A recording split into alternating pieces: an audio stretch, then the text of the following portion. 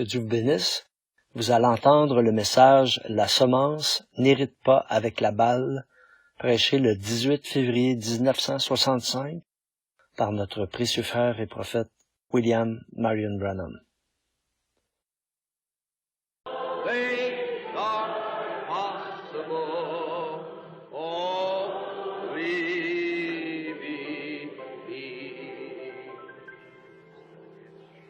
Restons debout pour un moment de prière.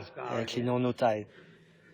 Dieu bien-aimé, nous estimons que c'est un grand privilège d'être ici ce soir, en cette occasion, pour apporter un Christ vivant à un monde et une génération qui se meurt. Nous voudrions demander, Seigneur, que tu oignes nos paroles et nos efforts, afin qu'ils ne te reviennent pas à vide, mais qu'ils accomplissent ce à quoi ils étaient destinés. Aide chaque homme, chaque femme, chaque jeune homme ou jeune fille qui sont dans le besoin ici ce soir, et Père, nous savons que nous sommes tous dans le besoin. Et lorsque nous nous en irons ce soir, puissions-nous sentir dans notre cœur la même chose que ceux qui vinrent d'Emmaüs après qu'ils eurent reçu le témoignage de la résurrection de Christ, disant, « Notre cœur ne brûlait-il pas au-dedans de nous lorsqu'il nous parlait le long du chemin? » Accorde-le, Seigneur. Guéris les malades et les affligés. Qu'il n'y en ait aucun qui soit faible parmi nous après le service ce soir. Et par-dessus toute chose, qu'il n'y en ait pas un qui reste incrédule, Seigneur. Qu'ils croient tous à la vie éternelle, car c'est dans ce but que nous sommes assemblés ici. Nous demandons ces bénédictions pour l'honneur du royaume de Dieu, dans le nom de Jésus-Christ, le Fils de Dieu. Amen. Vous pouvez vous asseoir.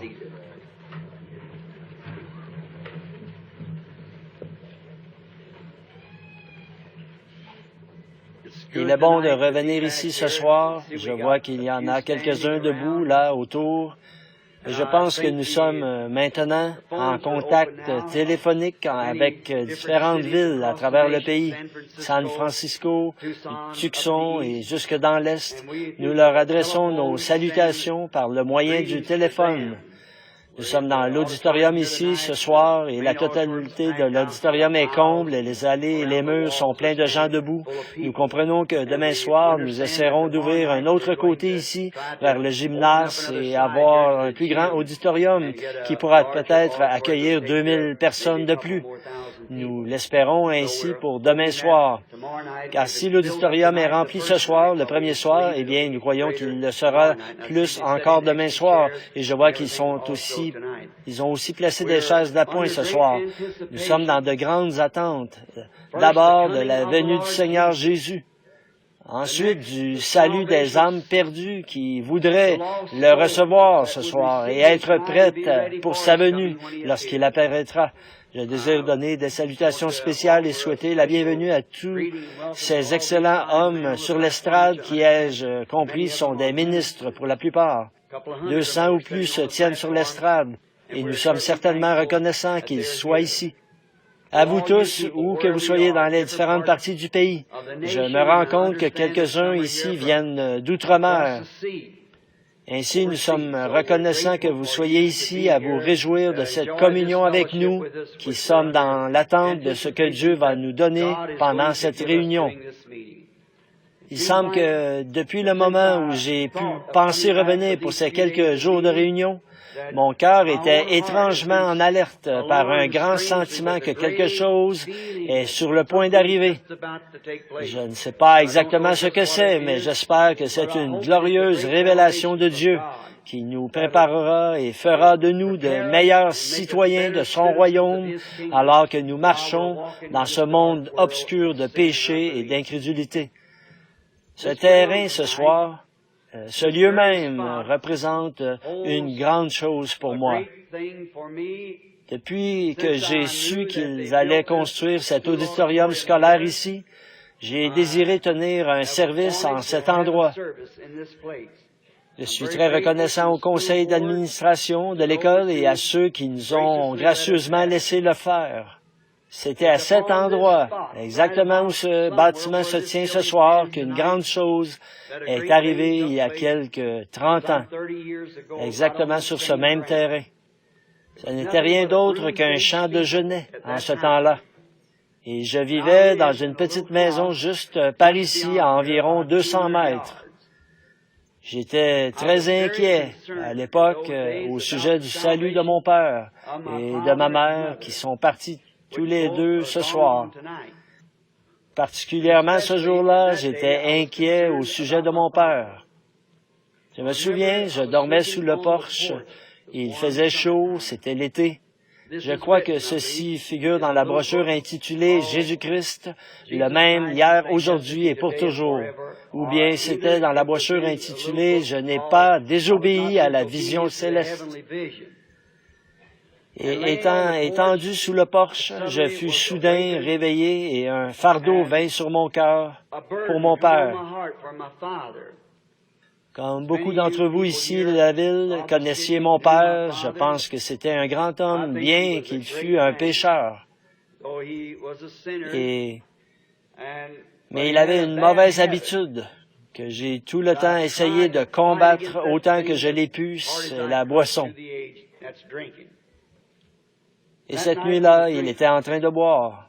Je me suis levé avec un lourd fardeau pour lui sur mon cœur. Je n'étais qu'en pyjama. J'ai alors enfilé mon pantalon tout en gardant ma veste de pyjama par-dessus et je suis allé me promener à travers ce champ de jeunesse jusqu'à l'endroit même où se tient ce bâtiment maintenant.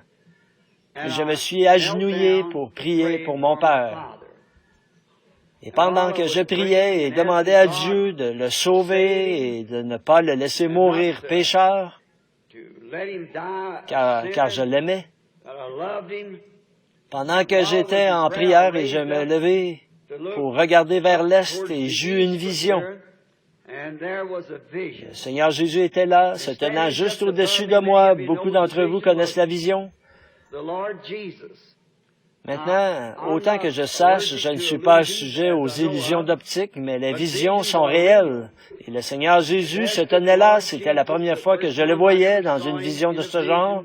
Il était probablement environ 10 pieds au-dessus de ma tête, se tenant en l'air, avançant un pied comme pour faire un pas. Il était habillé d'un vêtement blanc avec une frange sur le pourtour.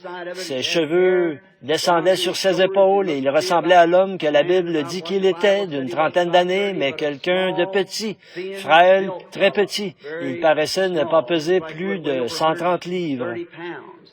Je regardais et je pensais qu'il y avait quelque chose qui n'allait peut-être pas. Aussi, je me frottais les yeux et regardais de nouveau. Il se tenait comme de côté, de profil en quelque sorte, et son visage ressemblait à celui que j'ai toujours vu en vision. Il était comme la tête de Christ à 30 ans, de Hoffman. C'est la raison pour laquelle je l'ai dans ma maison, dans mes livres, partout où je peux la mettre, parce que c'est comme cela qu'elle est la plus ressemblante. Seulement, il paraissait petit. Alors que je le regardais, je pensais, je ne suis certainement pas en train de regarder mon Seigneur, là. Je me trouvais à peu près ici, je dirais, dans cette position, et peut-être exactement où se trouve ce pupitre, ici maintenant. C'était quelque part dans le voisinage, dans un rayon de 40 à 50 verges, pour autant que je puisse mesurer de l'endroit où je me tiens. Je regardais et il se tenait là.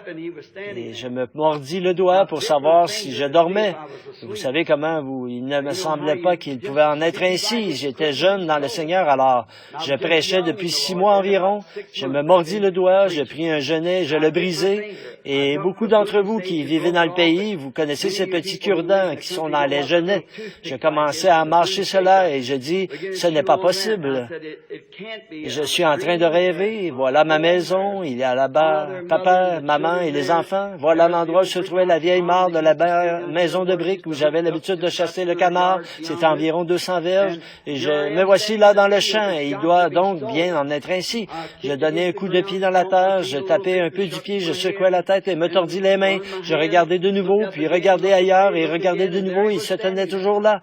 Le vent commença à souffler et je vis les genêts s'agiter. Et quand le vent commença à souffler, son vêtement s'agita, comme les vêtements pendus à un fil commencent à flotter au vent.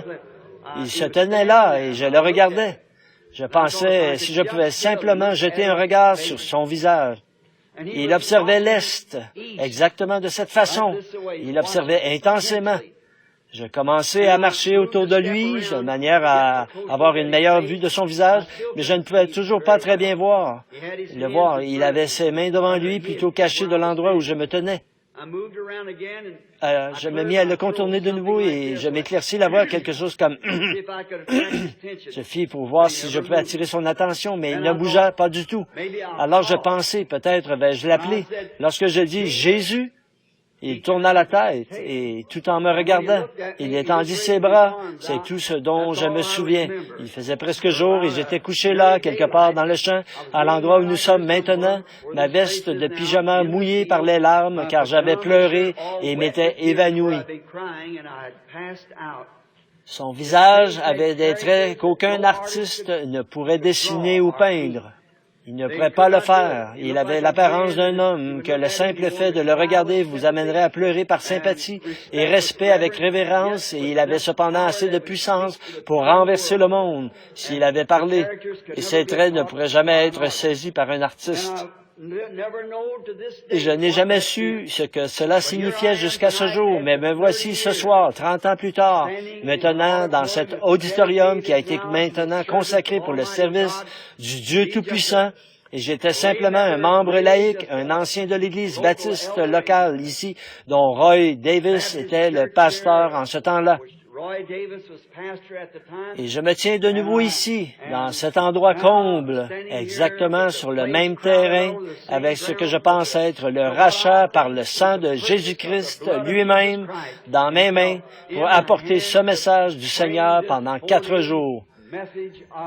Juste 6 mois après cela, j'avais mon premier baptême ici dans le fleuve lorsque la lumière descendit juste là, à la rue Spring. Beaucoup d'entre vous voudraient peut-être aller y jeter un coup d'œil à la rue Spring et Water, juste devant le fleuve. Et c'est là que l'ange du Seigneur apparut pour la première fois en public, un après-midi à 2 heures. Et une voix vint de là et dit, de même que Jean-Baptiste fut envoyé comme précurseur de la première venue de Christ, ton message précédera la seconde venue. Nous voici 30 ans plus tard et me voici ce soir proclamant toujours ce message. Il a fait le tour du monde et je suis heureux de revenir dans ma ville pour représenter ce Seigneur Jésus-Christ que j'aime toujours de tout mon cœur. Il devient chaque jour plus doux encore que le jour précédent. Je n'ai jamais changé un seul iota de ma doctrine. La première chose avec laquelle j'ai commencé, je la crois de la même façon ce soir. Il est le même hier, aujourd'hui et éternellement. J'ai un message dont je suis responsable. La première fois que le message sortit, c'était bien sûr, tout le monde priait pour les malades. Il y eut de grands signes, des prodiges et des miracles. Cela commençant particulièrement parmi les pentecôtistes, un réveil universel de campagne, de guérison qui balaya le monde. Pendant 15 bonnes années, je suppose qu'il y a eu des réveils sur chaque colline. Les feux du réveil brûlent. Littéralement, des millions ont accepté Christ comme leur sauveur par cette seule commission. C'est cela qui inspira Oral Roberts et d'autres, et cela se propagea de plus en plus après le marasme mortel dans lequel l'Église pentecôtiste était alors tombée. Mon intention et mon désir ce soir, c'est de réveiller cette Église de nouveau pour la venue du Seigneur Jésus qui est proche. Je dois la réprimander. Je dois réprimander le péché sous quelque forme qu'il soit. Je ne vise la dénomination de personne. J'ai un message. Maintenant, il est difficile d'obtenir le parrainage d'une Église, comme c'était le cas avec notre Seigneur Jésus, parce que c'est lui, ce n'est pas moi. Mais lorsqu'il commença à prêcher, qu'il guérit les malades, qu'il ressuscita les morts, qu'il purifia les lépreux et chassa les démons, tout le monde voulut de lui. Mais vient un moment où il y a un message qui suit toujours chaque signe, car le signe a une voix. Mais un jour, lorsqu'il s'assit et dit, « Moi et mon Père, nous sommes un », C'était plus qu'il ne pouvait en supporter.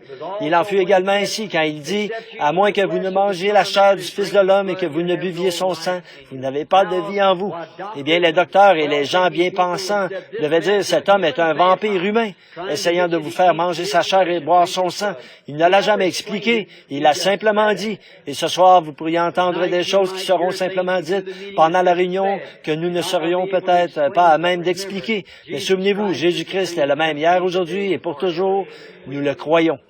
Nous n'avons pas le temps de trop parler parce que nous avons certaines heures pour commencer, certaines heures pour s'arrêter. Et nous voulons honorer le conseil d'administration de l'école qui a mis ces moments à notre disposition. Et nous ferons tout ce que nous pouvons pour les honorer. Souvenez-vous, si à un moment quelconque, un pécheur veut venir à Christ, tout ce que vous avez à faire, c'est de vous avancer immédiatement, que je sois en train de prêcher, de chanter ou quoi que ce soit, donner votre vie à Christ à ce moment même et retourner à votre siège. Nous sommes là pour vous aider. Je voudrais parler à Frère Vail, Frère Borders et aux frères ici.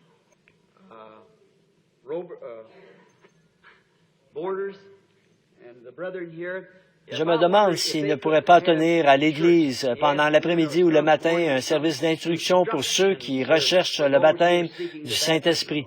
Cela ne serait-il pas faisable, Frère Neville, ou vous tous qui pourriez venir, Frère Capps? Si quelqu'un désire être instruit sur le baptême du Saint-Esprit, pourquoi ne viendrez-vous pas au tabernacle? Qu'est-ce qui serait le mieux, le matin ou l'après-midi? Le matin, vers les 10 heures, à 10 heures du matin. Si vous avez une question sur la doctrine, si vous avez une question sur le message, si vous voulez être, si l'on ne s'est jamais occupé de vous personnellement et que vous vouliez que l'on prie pour vous, ou si vous désirez connaître quelque chose de ce genre, pourquoi ne pas passer par là à 10 heures du matin pour voir ces hommes? Il y en aura un ou plusieurs d'entre eux là-bas pour instruire, prier pour les malades et répondre aux questions d'une manière personnelle. Venez simplement vers eux et ils seront heureux de vous aider par tous les moyens.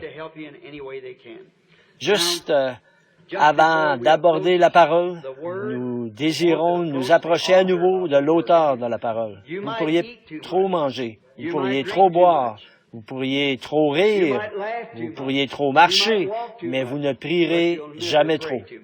Je ne voudrais que les hommes prient en tout lieu en élevant des mains pures, sans doute. Nicolas, prions. Bien-aimé Jésus, auteur de la parole de vie, et tu es cette parole, nous nous approchons solennellement de toi, ô Dieu, après que j'ai expliqué la vision dont tu m'as attesté la véracité. Seigneur Jésus, je prie que tu oignes les paroles ce soir pour que le son divin se fasse entendre à chaque oreille. Et s'il y en a ici ou qui écoutent à travers le pays qui ne soient pas prêts à cette heure pour répondre aux défis de l'heure, le message venant de Dieu, qu'ils se repentent et soient prêts, car le royaume de Dieu est proche. Nous prions pour qu'il en soit ainsi ce soir avec eux, qu'ils répondent aux défis de cette heure. Ô Dieu, je désire prier pour demander de l'aide, connaissant la responsabilité et ce que cela signifie de devoir répondre au jour du jugement de tout ce que j'aurais dit ici et partout ailleurs. Aide-moi à être tout à fait sincère, Seigneur, dans tout ce que je fais ou ce que je dis dans ta parole, afin qu'elle puisse porter du fruit. Car ta commission était que cette parole ne quitte pas ta bouche, mais médite-la jour et nuit pour que tu prennes garde à faire tout ce qui est écrit dans la loi. Car alors tu feras réussir tes voies, et alors tu prospéreras.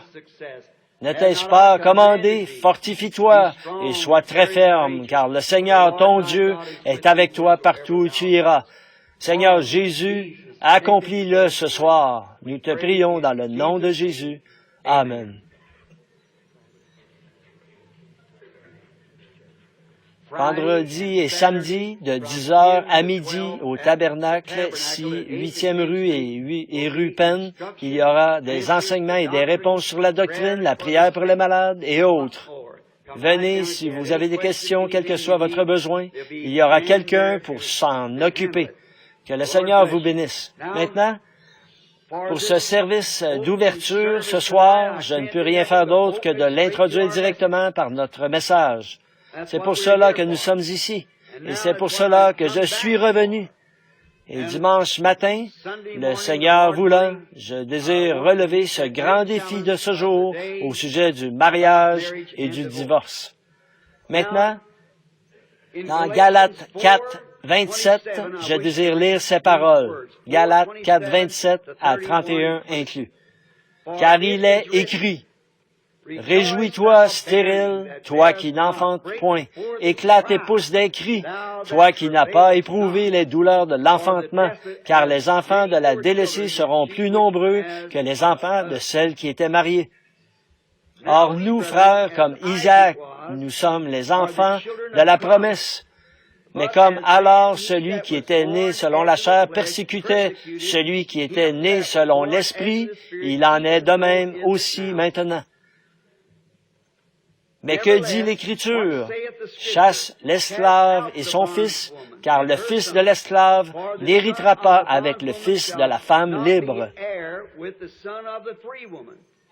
Ainsi, frères, nous ne sommes pas enfants de l'esclave, mais de la femme libre. Que le Seigneur ajoute ses bénédictions à la lecture de sa parole. Maintenant, je crois qu'ici, j'ai pris un texte comme ceci, très curieux, inhabituel, mais quelquefois, nous trouvons Dieu à des heures, dans des manières ou des choses curieuses, inhabituelles. Parce que Dieu est inhabituel, et ceux qui le servent vraiment de tout leur cœur le servent d'une manière inhabituelle pour les choses ou les voies du monde. Ce texte est intitulé « La semence n'hérite pas avec la balle ». Paul parle ici de la semence littérale des deux fils d'Abraham. Paul se place volontiers lui-même dans une position de naissance par la femme libre. Nous savons qu'Abraham eut deux fils par deux femmes différentes. Dieu lui fit une promesse que par Sarah, il y aurait un fils qui naîtrait et que par ce fils, le monde serait béni. Toutes les nations seraient bénies par ce fils. Et on croit communément, particulièrement parmi les Juifs, que c'était Isaac, mais ce n'est pas cela. Le fils promis d'Abraham, c'est Jésus, et il provient de la semence royale promise d'Abraham.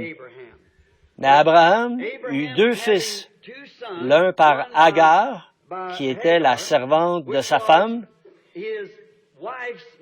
une jolie, ravissante servante égyptienne qu'Abraham avait prise là-bas en Égypte pour en faire la servante de sa femme. Et Sarah, pensant que Dieu ne serait pas capable d'accomplir sa promesse, dit à Abraham de prendre sa servante Agar et de se marier avec elle.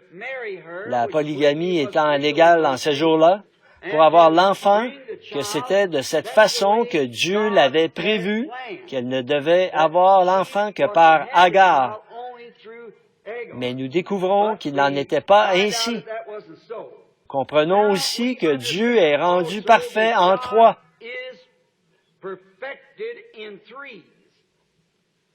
Dieu est rendu parfait en trois. La grâce est en 5, l'accomplissement est en 7, comme le monde. Dieu est rendu parfait en Père, Fils et Saint-Esprit. C'est la perfection de la divinité. Le tout formant un Dieu en trois manifestations de trois attributs, d'une fonction ou trois fonctions dans la seule divinité. Il y a aussi trois pas de la grâce pour la perfection de l'Église. Justification, sanctification, baptême du Saint-Esprit. Cela consiste en la nouvelle naissance. Juste le type de la naissance naturelle. Lorsqu'une femme donne naissance à un enfant, la première chose qui vient, c'est l'eau, ensuite le sang, puis la vie. La Bible dit dans 1 Jean 5, 7 ou 7, 5, je crois, il y en a trois qui rendent témoignage dans le ciel, le Père, la Parole, qui était le Fils, et le Saint-Esprit. Ces trois sont un. Il y en a trois qui rendent témoignage sur la terre, la parole, l'eau, le sang et l'esprit. L'eau, le sang et l'esprit. Ces trois s'accordent en un. Or, le Père, le Fils et le Saint-Esprit sont un. Vous ne pouvez pas avoir le Père sans avoir le Fils. Vous ne pouvez pas avoir le Fils sans avoir le Saint-Esprit. Mais vous pouvez être justifié sans être sanctifié. Vous pouvez être sanctifié sans être rempli avec le Saint-Esprit. Nous avons prouvé que c'était dans l'ordre de la nature.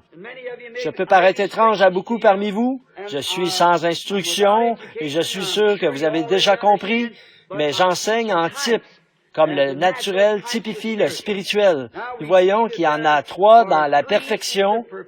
Dieu est rendu parfait en trois.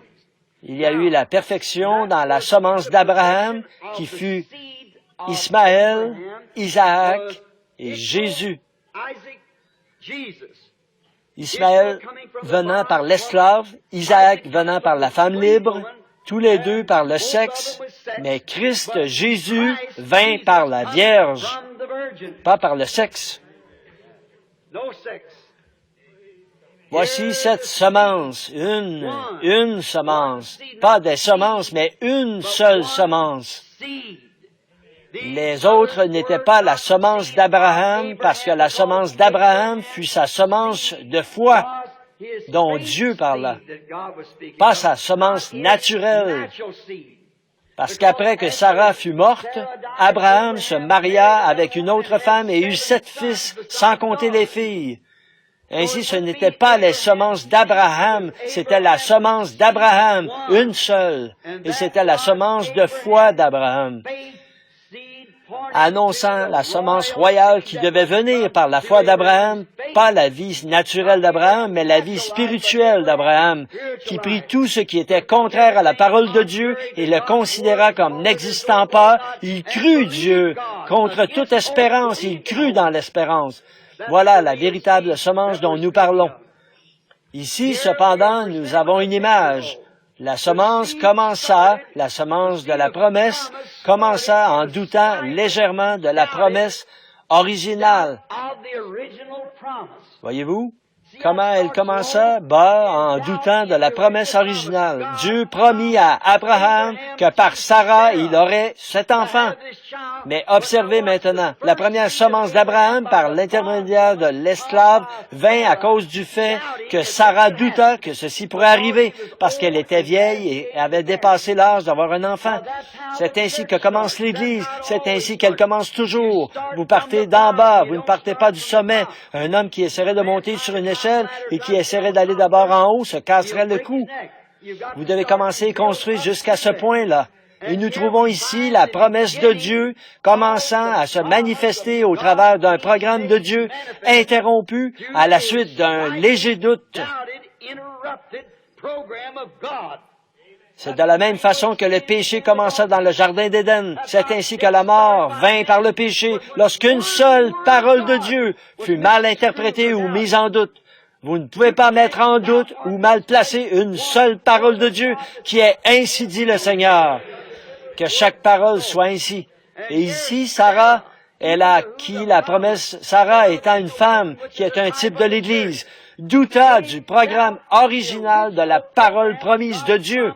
Il dit, toi, Abraham, mon mari, prends avec toi cette belle servante, vis avec elle et sois un mari pour elle. Et Dieu donnera cette semence de la promesse à travers elle, et je prendrai l'enfant.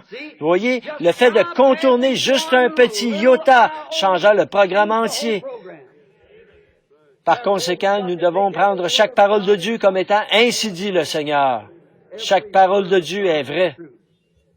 Ici, la semence débuta alors par une promesse qui fut légèrement mise en doute, Isaac étant la semence de la femme libre, à qui la promesse avait été faite, engendra, comme Paul essayait de l'expliquer ici dans Galates, il engendra la semence promise naturelle. Et il finit par dire ici que les enfants de la femme esclave ne peuvent hériter avec les enfants de la femme libre parce qu'ils sont de deux catégories différentes. Et c'est vrai, l'incroyant ne peut pas hériter avec le croyant. Il n'y a aucun moyen du tout. C'est là que les troubles commencent aujourd'hui. Vous ne pouvez pas faire qu'un poulet de l'hymne national croit avec un aigle. Vous ne pouvez simplement pas le faire. C'est là que le trouble vient. Vous devez croire chaque parole de Dieu. Vous n'héritez pas ensemble, pas plus que vous vous joindrez à lui. Vous ne pouvez pas le faire. Vous devez être un aigle ou un poulet. Il ne pouvait pas hériter avec Ismaël, la semence de la femme esclave, à cause du doute. Sarah douta de la parole de Dieu, que Dieu a été capable de l'accomplir. Remarquez qu'Abraham, vous voyez sur quoi je construis pour dimanche matin? Abraham n'en douta pas. Sarah en douta. C'était elle. Ce ne fut pas Adam qui douta, c'est Ève qui douta. Ainsi donc, nous allons découvrir davantage de ces choses lorsque nous en parlerons dimanche matin. Le spirituel ne peut pas, le naturel ne peut pas non plus hériter avec le spirituel. Pas plus les enfants d'Ismaël ne peuvent hériter avec les enfants d'Isaac, et pas plus le charnel ne peut hériter avec le spirituel. Église naturelle, Église spirituelle. Il y a une Église naturelle dont ces femmes-ci sont le type. Il y a aussi une Église spirituelle. Ainsi, l'Église naturelle et l'Église spirituelle ne peuvent hériter ensemble. Elles ont chacune un moment différent et distinct. Ce sont deux peuples séparés différents, sous deux alliances séparées différentes. C'est pourquoi l'enlèvement est différent et sera seulement pour la semence royale d'Abraham. Cela ne peut venir de la semence naturelle, charnelle de l'Église. Elle devrait être la semence royale de la parole de Dieu à travers Abraham, la semence royale. C'est pourquoi l'enlèvement doit avoir lieu en premier, parce que, souvenez-vous, nous, les vivants qui serons restés, nous ne devancerons pas ceux qui dorment, car la trompette de Dieu sonnera, les morts en Christ ressusciteront premièrement. Nous, les vivants qui serons restés, nous serons ensemble enlevés avec eux et rencontrerons le Seigneur dans les airs. Remarquez, il est encore écrit, et le reste des morts ne revint pas à la vie pendant 1000 ans. Ils n'hériteront donc pas ensemble, ils ne seront pas ensemble dans l'enlèvement. Il y a absolument une Église naturelle et une Église spirituelle, une Église charnelle et une Église spirituelle. Vous voyez? Il n'y a pas de jugement pour la semence royale spirituelle prédestinée d'Abraham, parce qu'ils sont prédestinés à la vie éternelle. Ils ont accepté le sacrifice auquel Dieu a pourvu, et ce sacrifice est Christ, la parole. Il n'y a donc maintenant aucune condamnation. Jean 5, 24. Si vous voulez le passage de l'Écriture, il n'y a donc maintenant aucune condamnation pour ceux qui sont en Jésus-Christ. Romains 8, 1. Ne marche pas selon la chair, mais selon l'esprit. Et Jean 5, 24, celui qui entend ma parole. Le mot signifie comprend. N'importe quel ivrogne peut l'entendre et ainsi de suite s'en aller. Mais celui qui entend ma parole, comprend ma parole et croit en celui qui m'a envoyé a la vie éternelle et n'entrera pas en jugement. Mais il est passé de la mort à la vie. Oui, monsieur. Celui qui comprend ce glorieux mystère du Dieu révélé, comment Dieu était en Christ, réconciliant le monde avec lui-même, comment lui et le Père étaient un, ainsi que les grands mystères de l'accomplissement de Dieu, qui se présente lui-même manifesté dans l'âge des êtres humains, par le canal des êtres humains et en compagnie d'êtres humains, pour manifester sa parole au jour du lever du soleil à l'est, et faire la même chose alors que le soleil se couche à l'ouest, de se manifester dans une église épouse. La parole rendue manifeste. Vous voyez? Ce sera celui qui comprend, c'est cela, savoir, celui à qui cela a été révélé par celui qui m'a envoyé à la vie éternelle et ne viendra pas en jugement, mais il est passé de la mort à la vie. La semence naturelle était seulement le support de la semence spirituelle, comme la tige, les grettes et la balle. Nous avons déjà traité de cela dans un autre message, mais j'aimerais en revoir un peu cela, y revenir pendant juste une minute. Maintenant ici, il y a 3 étapes pour la semence qui nous montre la vraie image, les 3 étapes de la semence naturelle sur la terre. Ainsi, lorsqu'une semence est plantée, elle produit une tige de laquelle sortent de petites pousses, puis l'aigrette, ensuite le pollen s'attache à cela, puis la balle, et enfin, de nouveau la semence. Observez les étapes de cette parfaite parabole ici et comment elle a exactement développé le type, car Dieu est l'auteur de toute la nature. Par conséquent, la nature ne peut pas plus faillir que Dieu ne peut faillir parce qu'il était celui qui plaça les choses dans leurs conditions pour que nous les regardions et les voyions. Remarquez, Agar, la tige, qui fut la première partie du développement de la semence. Elle ne ressemblait en rien à la semence. C'était la tige, parce qu'elle était une femme esclave, pas du tout dans la promesse, n'ayant rien à voir avec la parole, juste un porteur de la semence. Remarquez Sarah, l'aigrette, qui avait le pollen. Cette nation juive est née d'elle. De Sarah descendit Isaac. D'Isaac descendit Jacob. Jacob engendra les patriarches, et les patriarches engendrèrent une nation. Marie, la Vierge, la foi, produisit la vraie semence parole spirituelle faite chair. Vous voyez? Les 3 femmes par qui cette semence a été transportée. L'une d'entre elles était en fait une adultère dans la polygamie. La seconde était une femme libre et la troisième n'eut pas du tout besoin d'avoir affaire au sexe, mais par la foi, elle crut la parole de Dieu. Agar, Sarah et Agar, c'étaient toutes les deux par le sexe, mais Marie fut vierge par la puissance d'une parole promise de Dieu. C'est vrai. La tige, Agar, 2 épouses ont douté de la promesse. Mais observez ce que cela a produit. Lorsqu'Agar, la seconde femme d'Abraham, qui n'était seulement qu'une concubine, mais elle produisit un homme. Mais quel genre d'homme était-il?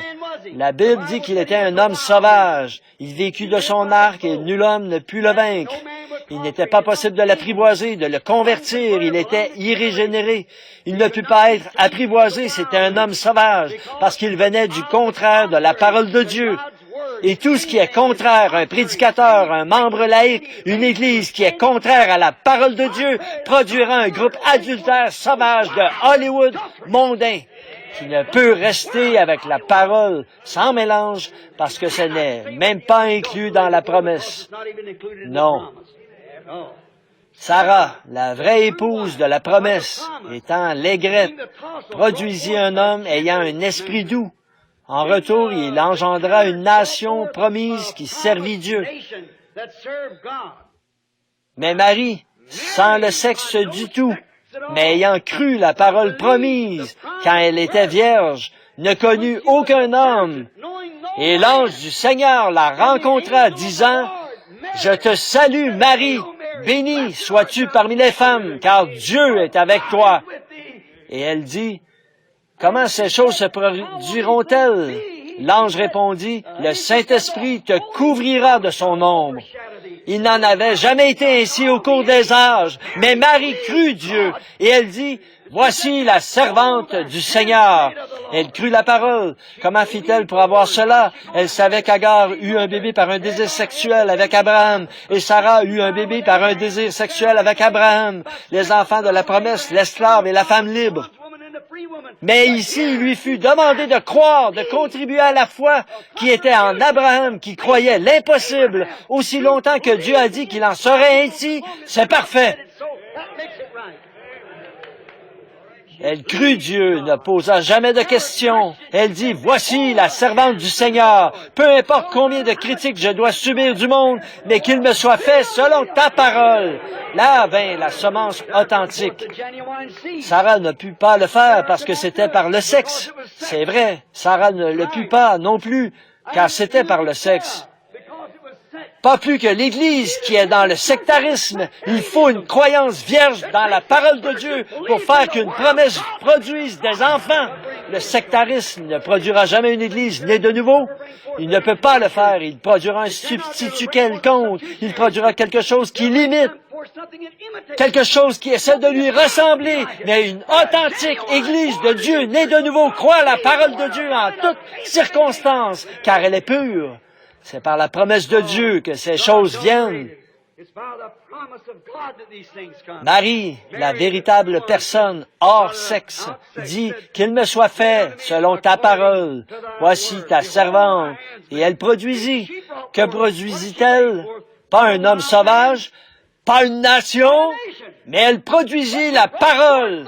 Dieu lui-même manifesté dans la chair. Amen. La vraie semence de Dieu qui manifesta chaque promesse que Dieu fit dans sa Bible. Sans lui, aucun homme ne peut vivre. Elle était la vraie semence. Elle était au-delà. Elle fut la balle qui produisit le grain. Les deux autres furent des porteurs de vie, seulement comme la semence naturelle. Marie, rappelez-vous, j'ai dit que les deux autres, Marie ne l'a fait pas Dieu, comme des gens essaient de le faire. Elle n'était pas un Dieu. Non, monsieur, elle fut seulement un porteur de la semence comme les autres l'étaient. Mais de même que la foi dans la parole fait avancer vers l'image réelle, c'est ainsi que le blé mûrit, vient une tige, puis le pollen, puis vient la balle. Mais quand vous pensez cette balle, si vous ne faites pas attention, elle ressemble exactement au véritable blé. Mais lorsqu'elle est ouverte, le véritable blé est à l'intérieur. C'est de nouveau seulement un porteur. Ainsi, vous voyez Marie, pas par le sexe, mais par la foi, quelque chose exactement comme cela. Marie n'était pas cette semence. Marie fut un porteur de la semence. Il fut la semence authentique de foi. Parce que la parole de Dieu, c'est par la foi qu'il la donna à Abraham. Et seule la foi peut produire ce que Dieu a dit qu'il ferait, la foi en sa parole. Remarquez combien plus Marie fut comme la chose réelle. Mais en tant que la balle étreint cette semence en elle-même, la protège et la nourrit jusqu'à ce qu'elle se trouve seule, mûre.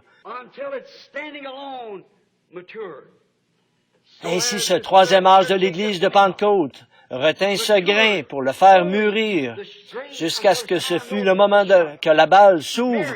Marie, étant la mère de Christ, fut juste un incubateur. Il n'avait pas le sang de Marie, il n'était pas de sang juif, il n'était pas de sang gentil, il était du sang de Dieu. Dieu créa ce sang. Ça ne pouvait pas être par le sexe. Il ne fut ni juif ni gentil. Le bébé n'a pas une seule goutte du sang de sa mère. Le sang vient du Père. Nous savons que l'hémoglobine est dans le mâle. Comme les poulets, ils peuvent avoir un œuf, une poule peut avoir un œuf, mais si elle n'est pas allée avec l'oiseau mâle, le coq, il n'éclora jamais. Il est non fertile, bien qu'il ressemble exactement à un véritable œuf fertile. Chaque élément paraît le même, mais il n'a pas la vie en lui. Il en est de même avec les gens qui confessent Christ. Beaucoup d'entre eux ressemblent à des chrétiens. Ils essaient d'agir comme des chrétiens. Mais vous devez avoir Christ à l'intérieur de vous, ce qui est la parole manifestée. Sinon, cela ne vous fera pas devenir un chrétien croyant en la Bible. Ce sera toujours quelque chose de dénominationnel. Il ne peut pas vivre parce qu'il n'y a pas de vie en lui pour vivre. Un œuf ne peut éclore. Il pourrit là, dans le nid, si la poule n'est pas allée avec l'oiseau mâle. C'est juste comme les membres d'une église. Vous pouvez les pouponner, en faire des diacres et tout le reste, mais vous avez un nid plein d'œufs pourris, tant qu'ils ne sont pas accouplés au mâle. C'est vrai. La balle était un porteur. Elle nourrissait la semence, c'est vrai. Alors voici, la semence elle-même doit quitter la balle, ou la balle doit se retirer de la semence pour permettre à celle-ci de s'exposer au soleil et arriver à maturité. Nous voyons tout en type. Voyez ici, maintenant combien elle est prête, l'Église de ces derniers jours se met à ressembler à la semence elle-même. Regardez comme cette dénomination de Pentecôte qui s'est levée dans les derniers jours. Nous l'expliquerons un peu plus tard, comme ils arrivent presque à ressembler exactement à la semence. Lorsque la balle est sortie du brin d'herbe, du froment, après que le pollen soit tombé là, dans la seconde étape, et ait produit la troisième étape, qui est la balle, et si vous n'êtes pas un observateur réellement attentif, vous ne serez jamais en mesure de dire si c'est le vrai grain de blé là-dedans. Quand ce premier petit grain arrive, il ressemble à un grain, mais cueillez-le et ouvrez-le et vous découvrirez qu'il n'y a là pas de grain du tout. C'est simplement la balle, un porteur du grain. Or, le grain provient de cela. Mais souvenez-vous, il n'y a plus rien après cette balle. Souvenez-vous, il n'y a eu plus nulle part de semence promise à travers une femme après Marie.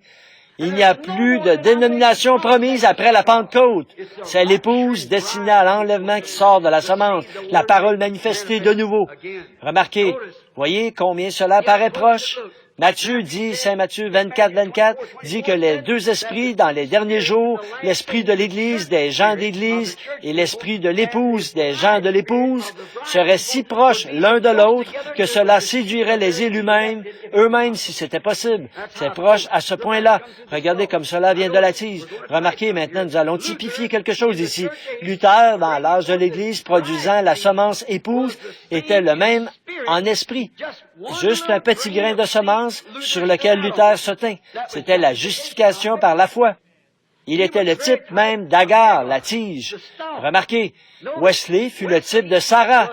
Philadelphie, l'âge de l'amour, qui apportait l'aigrette, qui, dans l'âge de Wesley, il y eut plus de missionnaires que nous n'en avons eu dans aucun autre âge. Le temps de John Wesley fut le grand âge missionnaire. Mais la Pentecôte représente Marie. Marie, la dernière étape. Or, elle n'était pas la semence. Cependant, la vie de la semence était en elle. Mais elle n'était pas encore arrivée à maturité. Je me sens très religieux. Elle n'était pas encore arrivée à maturité. Elle était là. Mais elle n'était pas arrivée à maturité. Ainsi en est-il avec notre âge pentecôtiste dans lequel nous vivons. Il doit arriver une parole de Dieu qui est non dénominationnelle en dehors du domaine de cette dénomination. Luther s'est arrêté sur sa première parole, le juste vivra par la foi. Wesley a eu deux mots, la sanctification, la seconde œuvre de la grâce, bien déterminée. La Pentecôte eut la troisième parole, la restauration des dons, mais la semence entière doit venir. Voyez comment, avec une seule parole, ils ont fait une dénomination, avec une autre parole et une autre parole, mais il doit y avoir quelque chose qui ne peut servir à faire une dénomination. C'est la totalité de la vie qui est là-dedans, qui doit se manifester de nouveau dans une épouse. Il ne peut plus y avoir aucun âge de l'Église après ceci. Nous sommes à la fin, frères et sœurs. Nous y sommes. Nous sommes arrivés. Grâce soit rendue à Dieu. Amen. Nous voyons maintenant que ces choses sont tout ce qu'il y a de plus vrai. Alors, nous remarquons encore que si elle est l'aigrette, ou si Wesley est l'aigrette, alors la Pentecôte est la balle, ce qui est l'étape suivante de l'arrivée du grain. Mes frères et sœurs, la tige n'est pas le grain. L'aigrette ne l'est pas non plus. La balle n'est pas non plus le grain. Bien qu'à chaque fois, en mûrissant, cela ressemble davantage au grain. La tige ne ressemble pas au grain. Ensuite, que vient-il? L'aigrette, un petit bulbe. Elle ressemble plus au grain que le brin d'herbe. Que vient-il après? La balle, elle contient le grain, elle nourrit le grain. Regardons maintenant la promesse que Dieu a faite à Abraham.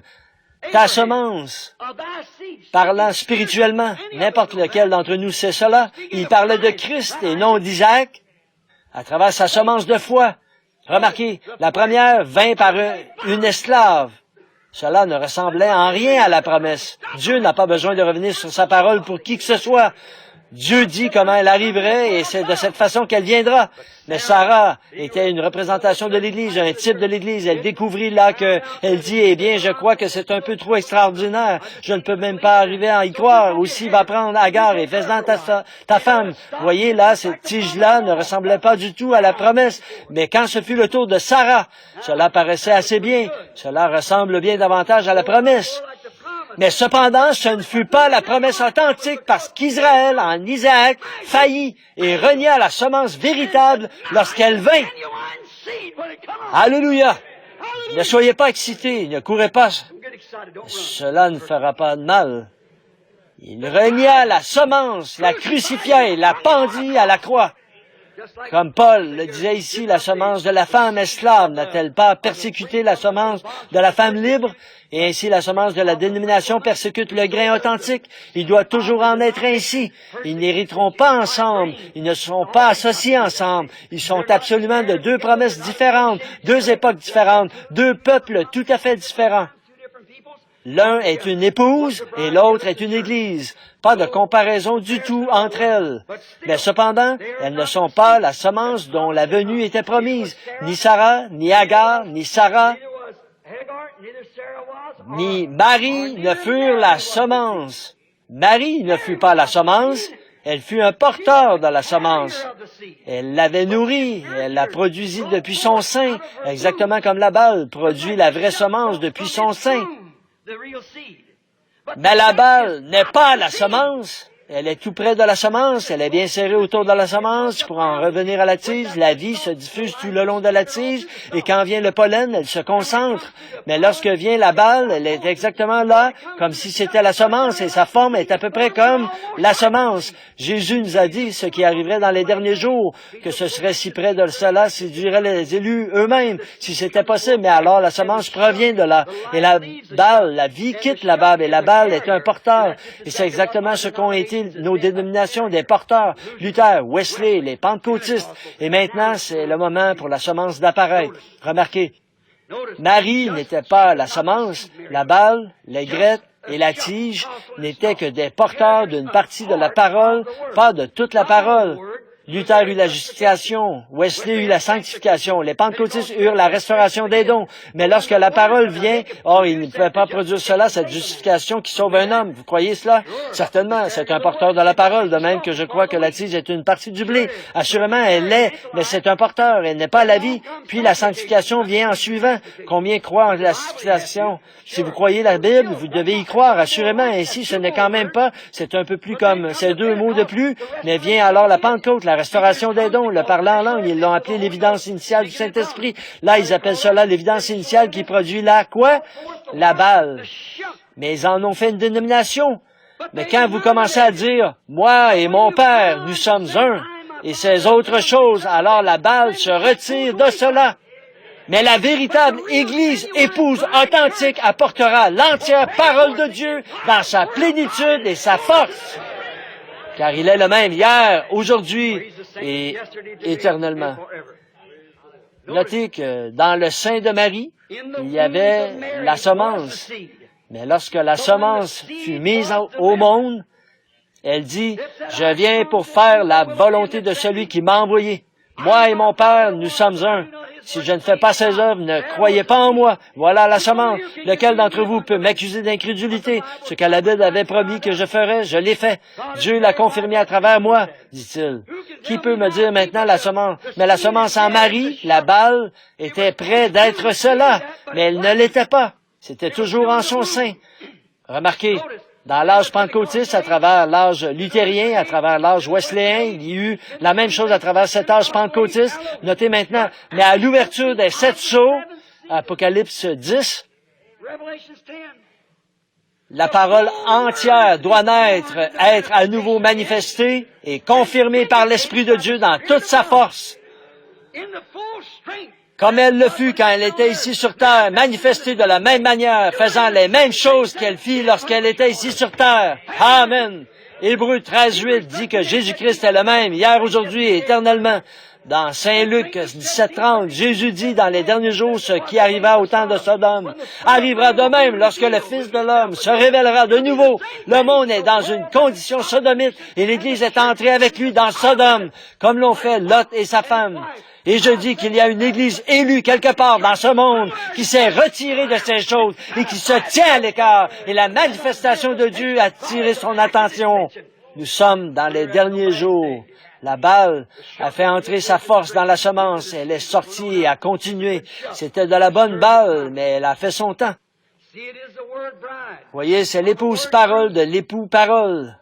La semence naturelle d'Abraham, Isaac et Jacob, ou plutôt la semence naturelle d'Ismaël, la semence naturelle d'Isaac, et ainsi de suite, devait aller dans le sol pour produire cette autre semence, produire Jésus. Et ces autres doivent faire ainsi. Les semences doivent sécher. Je veux dire, les balles doivent sécher, le pollen doit sécher, et tout doit mourir pour que la semence puisse paraître. C'est de cette façon qu'il en a été dans chaque âge. Les dénominations ont été des porteurs d'une partie de celle-ci. La parole en est une partie, car elle a été cachée aux sages réformateurs, scellée pour eux, jusqu'à l'âge où l'aigle est apparu.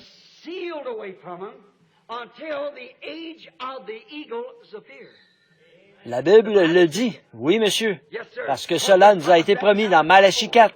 Exactement. Il l'a caché aux yeux des sages et des intelligents. Et alors que dernièrement nous parcourions le livre de l'Apocalypse, nous avons découvert que les 3 messagers ou ces êtres vivants qui vinrent, chacun était tout à fait en rapport avec Luther, chacun ensemençant exactement le suivant qui est le bœuf et les différents êtres vivants de la Bible. Cela passa par la justification, la sanctification, même jusqu'au pentecôtisme. Mais le 4e fut un aigle. C'est vrai. Et Dieu le suscita au cours de cet âge. Ainsi, il devait venir au cours de cet âge pour que ce fût correct. Oui, monsieur, la promesse de l'aigle de Malachie 4 étant accomplie. Jésus n'était pas de Marie, mais vint à travers Marie, comme la vie passe par la balle. Maintenant, beaucoup d'entre vous, chers frères et sœurs catholiques qui êtes ici ce soir, vous pensez peut-être que Marie était la mère de Dieu, comme vous le dites. Comment pouvait-elle être la mère de Dieu alors que Dieu n'a ni commencement ni fin? Si elle était sa mère, qui était le Père de Dieu? Il était son créateur. Elle n'était pas son créateur.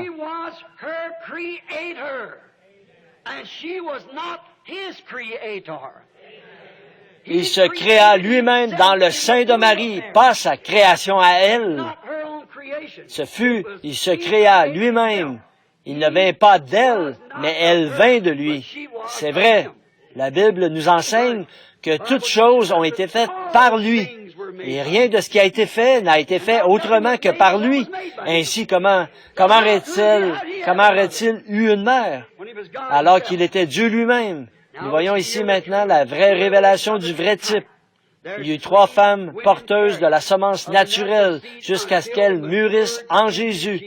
Pourquoi Ismaël ne put l'être? Parce qu'il naquit, comme nous dirions aujourd'hui, hors du lit conjugal, parce qu'il était le fils d'une femme esclave. Puis vint quelqu'un ressemblant un peu plus à Jésus, ce fut Isaac, mais ce n'était pas encore cela, parce qu'il naquit par le sexe entre Sarah et Abraham. Mais en continuant, vint Marie, qui, par la naissance virginale, produisit Jésus-Christ. C'est vrai, Dieu, la parole faite chair. Maintenant, regardez, il y a eu 3 femmes. Il y a eu 3 femmes en type ici des églises. Les femmes typifient toujours des églises, ce qui veut dire 3 âges dénominationnels, des porteurs qui doivent aussi mourir et sécher, tout comme la balle, et ainsi de suite, pour préparer la place pour la semence. La semence ne peut mûrir tant que la balle, la tige et les feuilles ne sont pas toutes sèches. C'est vrai. Elles leur soutirent toute la vie qu'elles ont. Amen. Cela, c'est tout ce que c'était. Sinon, elle ne peut mûrir. C'est maintenant le temps de la semence ou le temps de l'épouse. Les balles sont mortes, les balles ont séché. Le temps de la parole vierge qui n'a pas été touchée. C'est une vierge, souvenez-vous, un temps de la parole vierge. Si vous la mettez entre les mains d'une dénomination, il est certain qu'elle ne sera plus vierge. L'homme y aura touché avant que vous l'ayez. Mais l'Église de Dieu n'est pas touchée par la dénomination. Alléluia! C'est une parole de Dieu née d'une vierge qui est manifestée. Jésus-Christ, le même, hier, aujourd'hui et éternellement. Alléluia! Comme c'est merveilleux. J'aime cela. J'y crois. Je sais que c'est la vérité. Elle ne sera pas touchée. Il n'y aura pas de manipulation humaine dénominationnelle lors de la naissance virginale de l'épouse. Non, monsieur, elle a reçu l'ordre de Dieu de sortir de telles choses. Ne touchez pas à leurs choses impures. Ils deviennent des vautours. Cela me rappelle quelque chose. Alors que je venais de Phoenix l'autre jour en retournant à Tucson après la réunion, l'Esprit de Dieu attira mon attention sur quelque chose. Alors que mon épouse et moi parlions en roulant, les enfants étaient endormis à l'arrière de la voiture car il se faisait tard. Il attira mon attention sur un faucon. Et j'observais ce faucon un petit peu et je l'étudiais. C'est le type même de l'Église aujourd'hui. Maintenant, pour autant que nous le sachions, le faucon a perdu l'identification de sa création originale. C'est exact. Il était autrefois semblable à un aigle, son grand frère. Mais maintenant, il ne vole plus dans les cieux pour chasser sa manne céleste. Il s'est ramolli. Il ne vole plus dans les cieux. Il sautille sur le sol comme un vautour. Il se tient sur un poteau téléphonique et saute de ci, de là, à la recherche de lapins morts. Le faucon n'avait pas été fait pour cela. Non, il avait été fait pour être semblable à l'aigle. Maintenant, c'est exactement comme l'Église. Elle avait été faite pour être semblable à l'aigle. Elle devait avoir sa place dans les lieux célestes, mais au lieu de cela, elle s'est ramollie. Elle ne vole plus dans l'inconnu, dans le ciel. Non, monsieur. Elle dépend de ces règles modernes d'adoption, d'éducation et de théologie de quelques dénominations humaines cherchant un tas de lapin mort à moitié pourri que quelqu'un d'autre a. C'est vrai. Sautillant sur le sol, c'est vrai. Un faucon. Voyez ce que cela signifie? L'aigle n'a pas changé du tout, il reste un aigle. Un faucon ne s'élève plus dans les cieux pour attraper sa manne fraîche là-haut, mais il dépend de ce qu'il peut trouver qui est déjà mort. Un faucon n'est pas censé rester là par terre. Mais observez un vieux faucon aujourd'hui, suivez une route, vous verrez les fils téléphoniques couverts de faucons attendant de trouver quelque chose qui a été tué, quelque chose de pourri. Il fait comme s'il n'avait pas d'ailes suffisantes pour voler. Vous constaterez bientôt qu'il sera constamment sur le sol, maintenu à terre, parce qu'il s'est ramolli. Il ne sert plus de la force de Dieu qui lui avait donné. Son identification particulière était de planer dans les cieux, d'observer de là-haut. Mais maintenant, il est descendu, il ne peut même pas lever les yeux. Sa pensée est centrée sur des lapins morts, ce qu'il peut trouver sur la route, quelques moufettes, opossums ou quelque chose que quelqu'un aurait écrasé. Il n'est pas un aigle, mais quelque chose lui ressemblant, exactement comme l'Église, dont l'alimentation pour l'éducation et ainsi de suite est tributaire d'une nourriture morte il y a bien des années du temps de Luther, Wesley et des pentecôtistes. Elle regarde en arrière vers des credos humains au lieu de voler dans les lieux célestes de la parole où toutes choses sont possibles à ceux qui croient. Il a pris les habitudes des buses. Ces choses mortes furent laissées pour les vautours, le monde. L'éducation et les choses comme cela ont été laissées pour le monde, pas pour l'Église.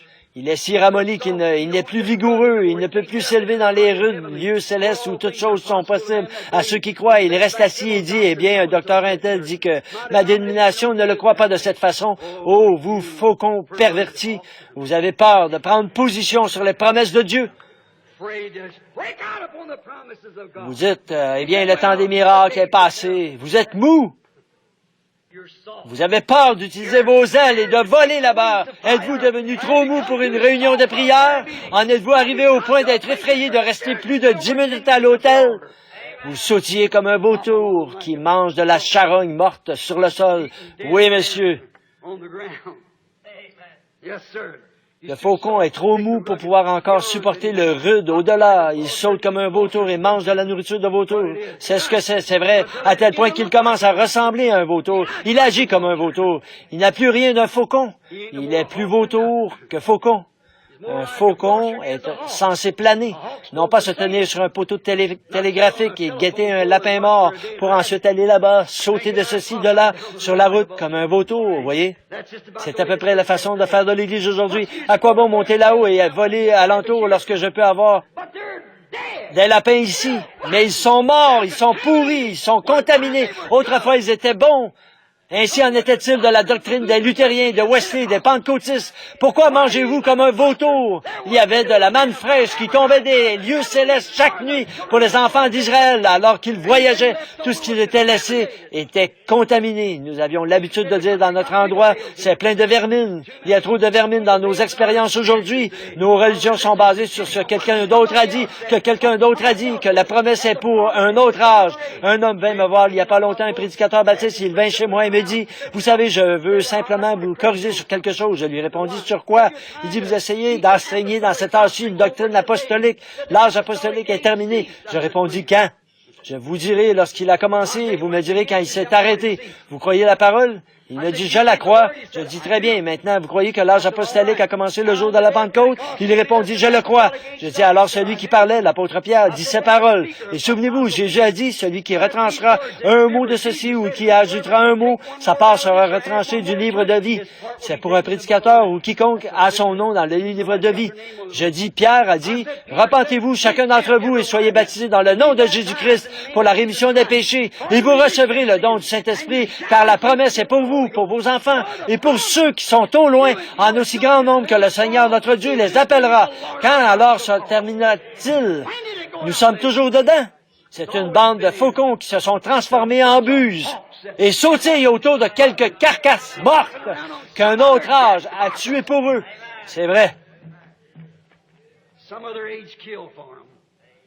plus de la manne fraîche qui vient des cieux. Ils n'en veulent pas. Ils ne peuvent pas avoir de réunion de prière. Ils ne sont pas des aigles. Pour commencer, ils sont mous, pas vigoureux. Ils sautillent simplement là autour. Nos dénominations modernes sont ainsi. Elles s'appuient sur l'enseignement d'une théologie humaine qui essaie d'expliquer toutes ces choses.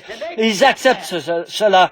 Ils ne veulent pas prendre la parole qui dit que Jésus-Christ est le même hier, aujourd'hui et éternellement. Ils ne veulent pas prendre Malachie 4. Ils ne veulent pas prendre toutes les autres promesses concernant ce jour-ci et qui disent combien l'âge de l'Église, comme le prophète l'a dit, il y aura de la lumière au temps du soir. Ils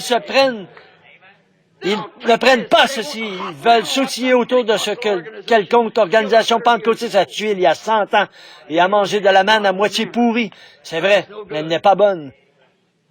Remarquez, l'Église est si charnelle. Elle se nourrit d'une charogne mondaine, des choses mortes du monde, exactement comme le fait le vautour, la politique de l'Église. Ils ne laissent pas le Saint-Esprit envoyer un homme vers une Église. Ils doivent avoir une politique et voir si la domination va le recevoir ou pas. C'est vrai, ils aiment le monde, ils s'habillent comme le monde, ils ressemblent au monde, ils agissent comme le monde, ils sont des vautours comme le monde, ils sont paresseux, mous, font des compromis. C'est comme ça, un point c'est tout.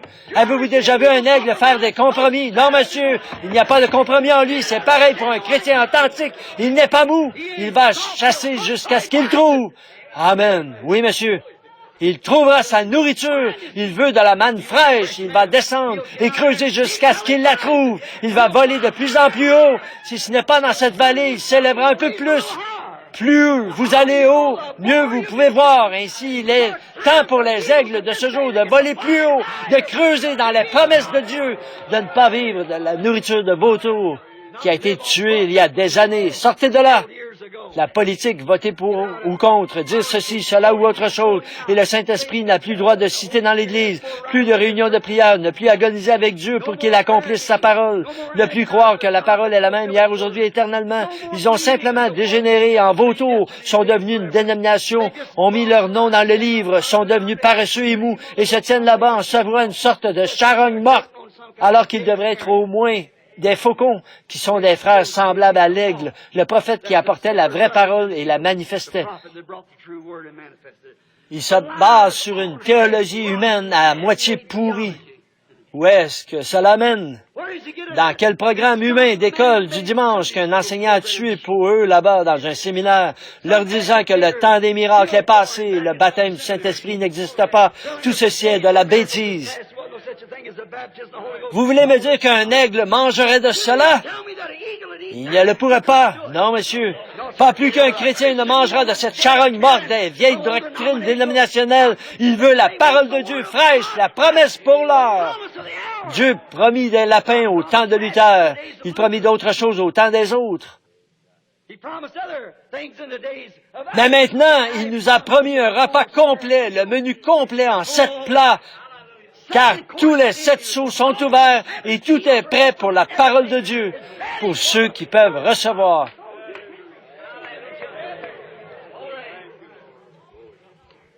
Des faucons qui sautillent comme des buses, oh là là.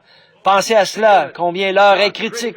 Autant le faucon a perdu depuis longtemps son identification de faucon, de même l'Église a perdu depuis longtemps son identification de petit frère de l'aigle, le prophète de Dieu. Autrefois, elle était porteur d'une vraie parole, la justification, puis elle devint porteur de la sanctification, puis elle devint porteur du baptême du Saint-Esprit, la restauration des dons.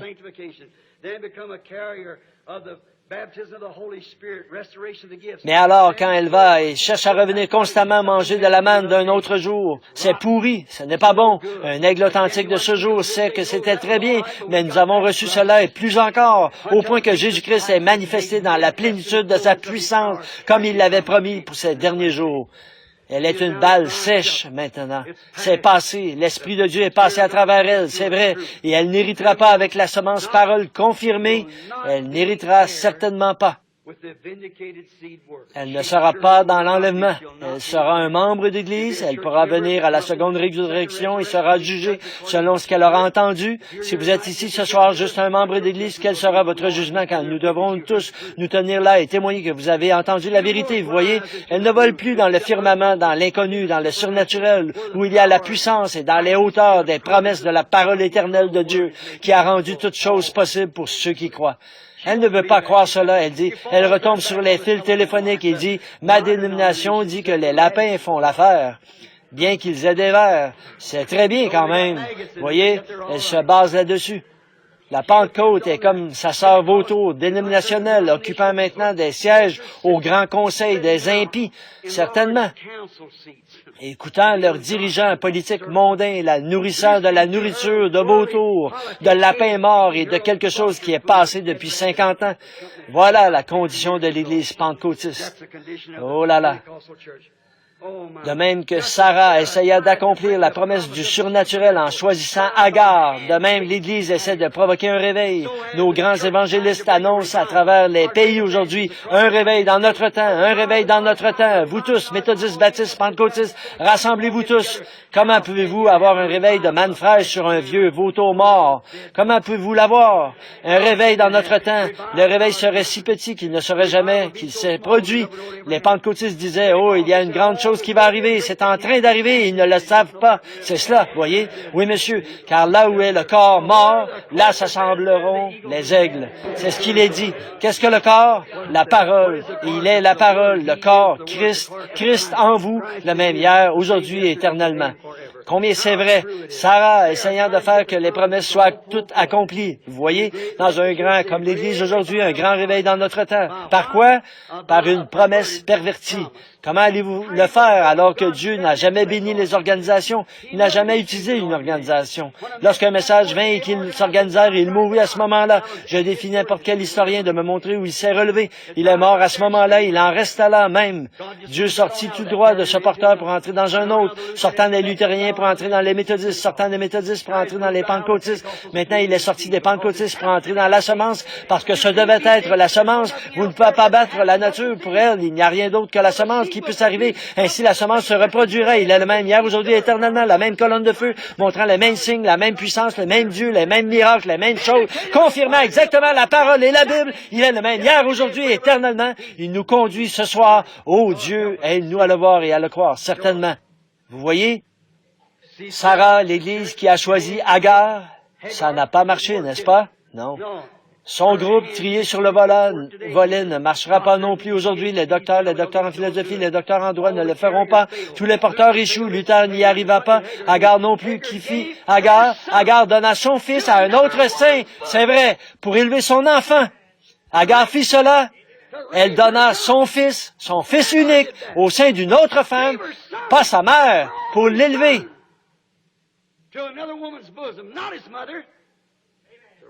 C'est la même chose que fit Luther lorsqu'il donna son fils, la justification à une dénomination pour qu'elle en fasse ce qu'elle veut. C'est exact. Pour l'élever.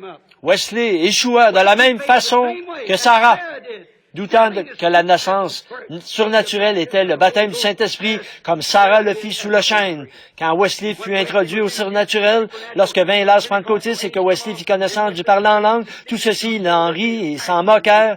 Vous tous, Église de Christ, soi-disant, et vous, baptistes et presbytériens, chacun d'entre vous, vous avez fait la nique à cela et vous en êtes détournés. C'est vrai, qu'avez-vous fait, Wesley?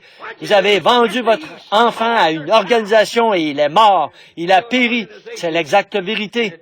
Mais la parole, la vraie parole, continua sa marche. Elle ne resta pas dans cette organisation. Elle se déplaça dans la Pentecôte et prit avec elle quelques éléments de plus. C'était un fils plus mûr, comme la semence qui tomba dans le sein. Après un certain temps, la colonne vertébrale se forma, puis il eut des poumons, puis une tête et des pieds. Et ensuite, après un certain temps, le moment de sa naissance arriva. C'est vrai, ainsi c'est comme cela que l'Église a mûri de la même manière. Wesley douta, exactement comme le fit Sarah sous l'arbre. Elle dit, lorsque l'ange du Seigneur, un homme habillé comme un ange, Dieu c'était lui-même, Elohim, habillé comme un homme, qui se tenait là avec de la poussière sur ses vêtements, et il dit qu'il leur donna la promesse, alors que Sarah avait 90 ans et qu'Abraham avait 100 ans. Et Sarah rit sous sa cape et dit, comment cela pourrait-il alors qu'Abraham et moi n'avons pas eu, comme les personnes plus jeunes, de relations intimes depuis peut-être 20 ans? Elle avait près de 100 ans. Elle dit, moi, avoir du plaisir avec mon Seigneur alors que je suis vieille et lui aussi. Et son courant de vie est mort et mon sein est desséché. Ma poitrine n'est plus, les veines à lait sont disparues. Comment pourrais-je l'avoir? Mais Dieu dit, je l'ai promis. Il viendra de toute façon. Wesley fit ainsi. Comment pouvons-nous accepter ces parler en langue, la guérison divine et ces choses? Ce n'est pas pour nous en ce jour. Dieu dit, j'ai promis que dans les derniers jours, je répandrai mon esprit sur toute chair. Il promit de le faire, il alla de l'avant et il le fit quand même. Et l'Église wesleyenne, avec toutes ses petites sœurs et de son même pollen, baptiste presbytérienne, l'Église de Christ, les Nazaréens, les pèlerins de la sainteté et les frères unis et d'autres encore moururent avec elle. Et l'Église continua à avancer. Maintenant, que fit la Pentecôte? Elle s'organisa, juste comme la Belle. Elle fit la même chose. Elle s'organisa, se mit elle-même au rang de la Belle. C'est vrai. La Pentecôte fut comme Marie. Regardez comment fit Marie à la fête de la Pentecôte. Que fit Marie de faux? Une fois au cours d'une fête de Pentecôte, elle fut confrontée à un groupe de dignitaires, de prêtres. Quand son fils, elle ne pouvait le trouver nulle part. Et elle dut revenir sur ses pas après 3 jours de voyage. Elle l'avait quitté comme l'Église moderne d'aujourd'hui. L'Église l'a quitté depuis environ 3 fois 25 ans, depuis 50 ou 75 ans.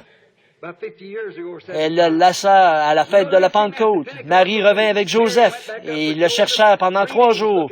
Elle l'avait cherché sans pouvoir le trouver, mais finalement elle le trouva. Où le trouva-t-elle? Elle le trouva dans le temple, discutant de la parole de Dieu avec les prêtres. Et juste devant ces prêtres, ces dignitaires, Marie laissa tomber le rideau. Elle fit exactement la chose qu'elle n'aurait pas dû faire. Vous l'appelez Dieu, la mère de Dieu. Une mère devrait avoir plus de sagesse que son fils. Et elle dit, ton père et moi t'avons recherché nuit et jour avec larmes. Ton père et moi. Prétendant que la naissance n'était pas surnaturelle, que Joseph était le père de Jésus, et elle reniait la naissance surnaturelle.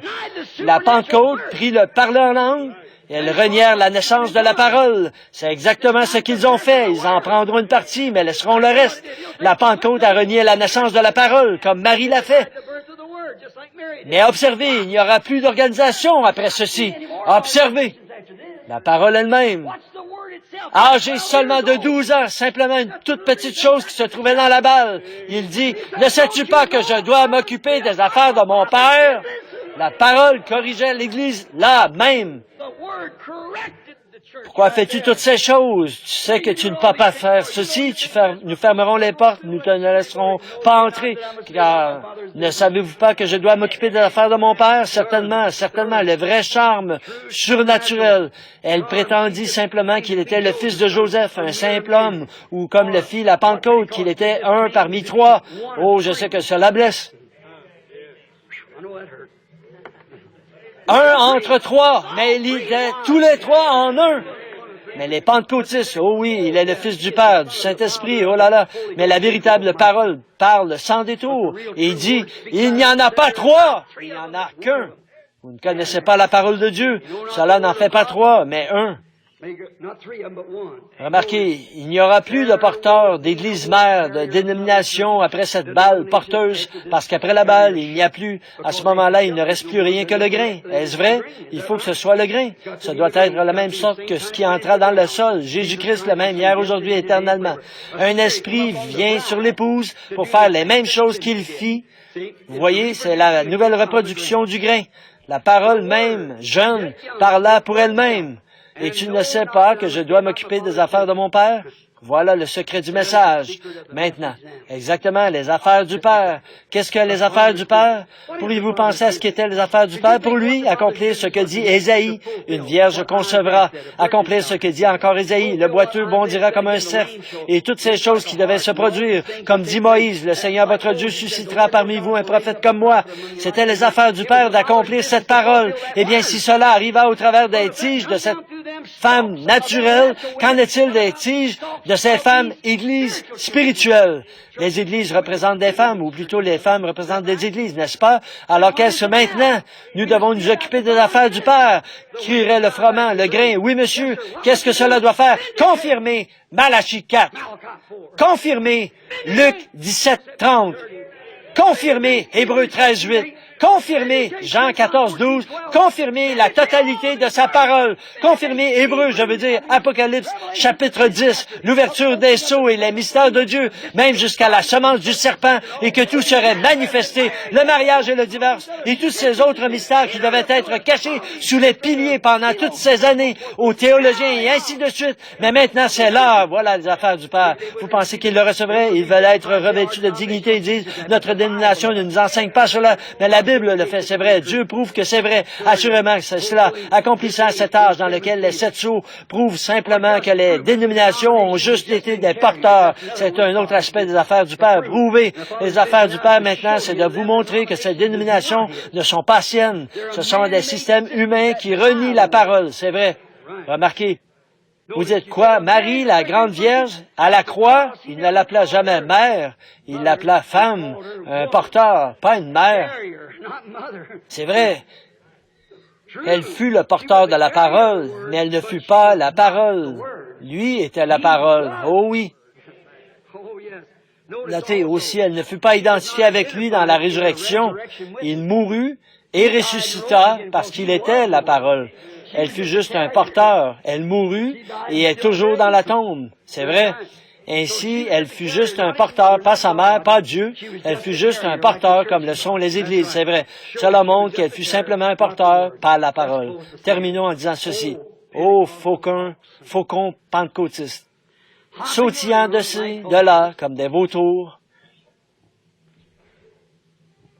participant du monde, comme le fait le reste d'entre eux, ayant une forme de piété suffisamment pour séduire les élus eux-mêmes, si possible, mais reniant ce qui en fait la force, comme le prophète le dit ici, un parfait exemple de ce que la parole de Dieu prédit dans les derniers jours, une église de l'âge de Laodicée, nue, aveugle, misérable, pauvre, malheureuse, et ne le sachant pas, prétendant qu'elle est grande et riche, n'ayant besoin de rien, et ne sachant pas qu'elle a été changée d'un faucon, un frère semblable au prophète, pour préserver l'intégrité de la parole de Dieu. Elle a été changée en vautour, nourrissant ces gens de lapins ecclésiastiques morts. C'est l'exacte vérité. Réveillez-vous! Oh là là! Comment pouvez-vous vous attendre à être identifié ou à hériter avec les aigles quand il y a de telles choses dans cette grandeur où l'enlèvement est proche? Ô chrétiens, ô croyants, si vous avez été un croyant partiel, continuez à assister aux réunions pour un peu de temps. Voulez-vous, je crois que nous avons quelque chose ici que le Seigneur désire vous faire connaître. Il est tard, je ne veux pas aller plus loin, je dois m'arrêter un peu et peut-être finir demain soir, mais regardons. Inclinons la tête juste un moment.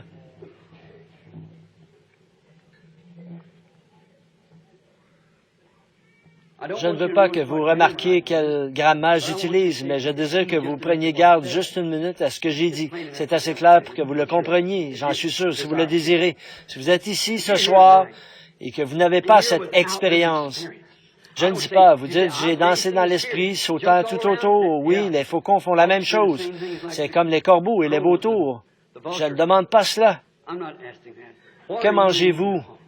Où allez-vous chercher votre repas quotidien? De quoi vous nourrissez-vous? De la parole de Dieu ou de quelque vieille charogne qui a été utilisée là-bas il y a des années et des années? Votre expérience est-elle faite ce soir de quelque chose que vous avez pris il y a plusieurs années? Ou bien est-ce frais et nouveau ce soir, une nouvelle manne qui vient juste de tomber du ciel dont vous nourrissez votre âme en attendant pour demain quelque chose de bon et de meilleur? Si vous n'êtes pas ainsi maintenant avec vos têtes baissées, vos yeux fermés, vos cœurs inclinés, posez-vous cette question sincère, et pas vers moi, mais vers Dieu. Voulez-vous lever votre main en témoignage que vous dites ceci? Ô Dieu, conditionne mon âme et mon esprit pour que je puisse me nourrir uniquement de la parole de Dieu. Voudriez-vous simplement lever la main et dire, Dieu vous bénisse, Dieu vous bénisse. Je ne sais pas exactement combien il y en a ici ce soir. Je ne sais pas bien évaluer les foules, mais je dirais qu'au moins un tiers ou plus ont levé la main, voulant que leur âme soit conditionnée. Souvenons-nous-en dans la prière maintenant, alors que nous inclinons nos têtes. Dieu bien-aimé, je suis seulement responsable de dire la parole. Et par ces simples petites paraboles, des petits types, les gens voient que l'un n'héritera pas avec l'autre, Et nous savons que dans les derniers jours, il va y avoir des gens qui vont être enlevés dans les cieux. Et certains d'entre eux seront ici quand Jésus viendra. Et nous nous attendons à ce qu'il vienne ce soir même. Et je pense qu'il y a 30 ans, à peu près 30 ou 33 ans, j'étais agenouillé ici, peut-être à ce moment-là de la nuit, aux alentours de 9h30 ou 10h, priant pour un père qui était perdu. Ce soir, Seigneur, je prie pour de nombreux pères, de nombreuses mères et des frères, des sœurs. Ne ferais-tu pas miséricorde, Dieu bien-aimé? Il est maintenant trop tard pour mon Père de faire quelque chose à ce sujet. Il est passé au-delà des frontières de cette vie. Et bientôt, Seigneur, nous passerons tous par ce chemin. Je dois aussi emprunter ce chemin. Chaque homme, chaque femme, jeune homme ou jeune fille ici doit emprunter ce chemin et nous serons responsables de ce que nous faisons de la parole de Dieu. Combien cet homme paraissait petit à côté de David lorsqu'il cracha sur lui. Combien ces gens qui crachèrent sur Jésus la parole, ceux qui le percèrent, seront petits quand il reviendra. Combien petits se sentiront les gens qui pouvaient s'en aller d'ici après avoir vu, non pas dans quelques grands termes grecs et ainsi de suite, mais dans la nature elle-même qui nous parle de Dieu, le Créateur, prouvant, voir les porteurs de la parole et la parole elle-même et connaître l'heure à laquelle nous vivons et que c'est maintenant le temps de la moisson. Dieu bien-aimé, ne nous laisse pas nous détourner de ceci pour faire quelques folies du monde, mais laisse-nous le recevoir ce soir de tout notre cœur. Et Seigneur, crée en moi un bon esprit, l'esprit de vie, afin que je puisse croire toutes tes paroles, accepter Jésus la parole, le même hier, aujourd'hui et éternellement, et croire aujourd'hui à la partie qui a été donnée pour cet âge-ci. Accorde-le, Seigneur. Je le demande dans le nom de Jésus. Et maintenant, je vais demander à chacun d'entre vous, tandis que vous êtes ici, pensant très sincèrement à ceci. Nous n'avons pas d'église pour que vous y joigniez. Nous avons un bassin là-bas pour y être baptisés. Tous ceux qui crurent furent baptisés. Si vous n'avez jamais été baptisé du baptême chrétien, ceci ne veut pas dire asperger ou faire couler, cela veut dire par immersion, non pas dans le titre de Père, Fils, Saint-Esprit, mais dans le nom de Jésus-Christ, ainsi que l'Église entière fut baptisée jusqu'à ce que l'Église catholique introduisit en 303 3 dieux et 3 formes de baptême dans des titres trinitaires. Si vous n'avez pas encore eu cela, venez demain matin à 10 heures, il y a des robes et ce qu'il faut qui vous attendent là-bas. Ne voulez-vous pas venir pour vous joindre à Jésus-Christ, non pas à nous? Nous n'avons même pas une église ici pour prendre soin de vous. Allez à l'église de votre choix, d'où vous venez. Mais s'il vous plaît, croyez cette parole. La croyez-vous? Dites Amen. Dieu vous bénisse. Puissiez-vous. S'il y a quelque chose en quoi nous pouvons vous aider, nous sommes ici pour le faire. Maintenant, je sais qu'il y a des malades ici. Notre temps s'est écoulé ce soir pour avoir une ligne de prière. Peut-être pourrons-nous quand même l'avoir. Je désire que chacun d'entre vous fasse quelque chose pour moi. Vous êtes assis tout près de quelqu'un, posez vos mains sur cette personne. Et sans aucun doute, vous posez vos mains sur un aigle. Peut-être un aigle qui avait mangé de la nourriture de vautour quelque part et en est dégoûté. Ils n'en veulent plus, ils veulent en sortir, ils en sont dégoûtés et en ont assez. Ils sont ici ce soir et voient ce que les aigles peuvent réellement manger, la parole, et avoir un Christ vivant parmi eux, se montrant vivant, le même hier, aujourd'hui, éternellement. Ils ne veulent pas hériter avec la balle, il doit être brûlé. Toute la paille doit être brûlée. La moissonneuse vient pour battre le blé et le séparer. Vous voulez être du blé? Il y en a quelques-uns d'entre eux qui sont malades, physiquement malades. Je désire que vous priez, vous, aigle, priez pour votre frère, votre sœur, aigle, là. Alors que je prie pour vous ici, puisse l'Esprit de Dieu venir sur vous. Souvenez-vous, je vous donne la nourriture de l'aigle, la promesse de Dieu. Ils appellent ses prophètes des aigles. Il s'appelle lui-même un aigle, et il est l'aigle Jéhovah. Et pendant que vous avez vos mains posées sur quelqu'un, priez pour lui. Notre Père céleste, ta parole dit que la dernière commission que tu as donnée à ton Église fut aller dans le monde entier prêcher l'Évangile. Ce sont les ordres généraux. Celui qui croira et qui sera baptisé sera sauvé. Celui qui ne croira pas sera condamné. Ces signes suivront ceux qui croient. Dans mon nom, ils chasseront les démons. Ils parleront de nouvelles langues.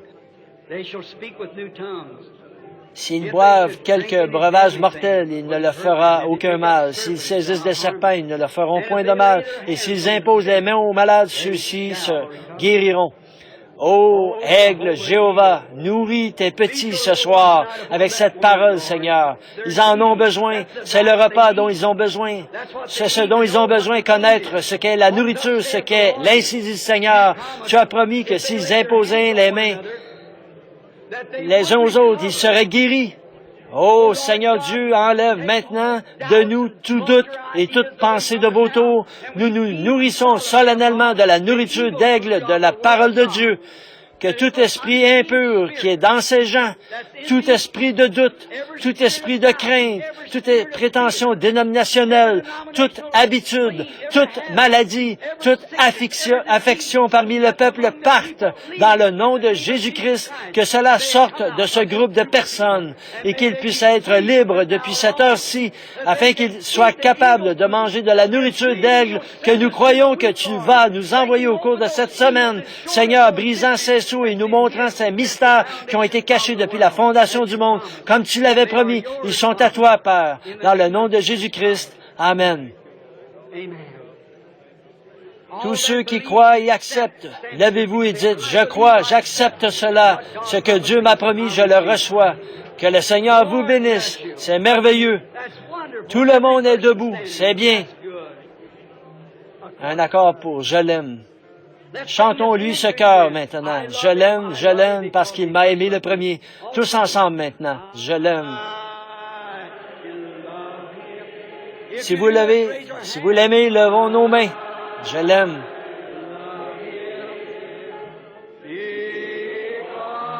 Parce qu'il m'a aimé le premier. Et a acquis mon salut.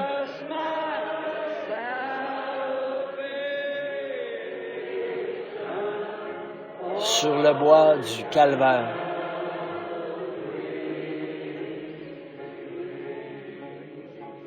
Oh, n'est-il pas merveilleux? Serrons-nous la main l'un l'autre. Frère Aigle, tournez-vous simplement, sœur, serrez-vous la main alors que nous chantons « Je l'aime ».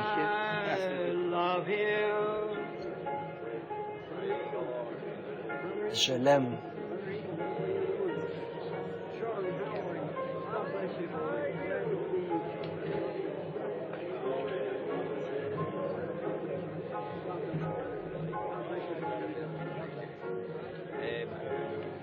Sur le bois du calvaire. Levons à nouveau nos mains vers lui. Je l'aime.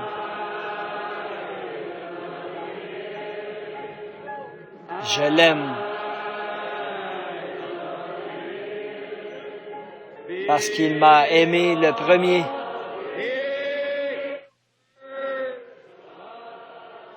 Et il a fait de nous des aigles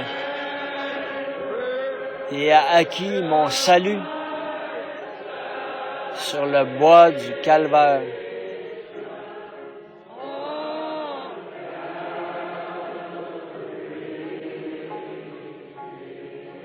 Comment saurez-vous, comment le monde saura-t-il que vous aimez Jésus? Parce que nous nous aimons les uns les autres. C'est ainsi que le monde. Voyez Dieu, voit votre foi. Le monde voit vos actions. Aimez-vous les uns les autres maintenant. Soyez aimables les uns avec les autres. Parlez-vous l'un l'autre. Soyez patients l'un avec l'autre. Et pour toute instruction supplémentaire que nous pouvons donner concernant le baptême, la recherche du Saint-Esprit, nous n'avons pas suffisamment de salles ici pour faire cela, vous comprenez? L'appel à l'autel, si Dieu vous a convaincu que ceci est vrai, que Jésus-Christ est le même hier, aujourd'hui, éternellement, que vous désirez vous joindre à lui, allez et soyez baptisés demain dans son nom, et il y aura là-bas des hommes pour vous instruire. Nous ferons tout ce que nous pourrons pour vous aider. Je l'aime. Je l'aime. Parce qu'il...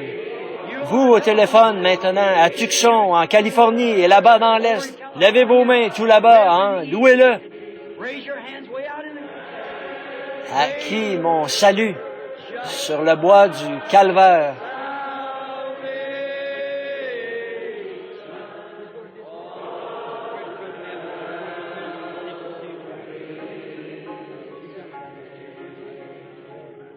Maintenant, jusqu'à demain soir, je vous remets à Frère Neville, notre pasteur.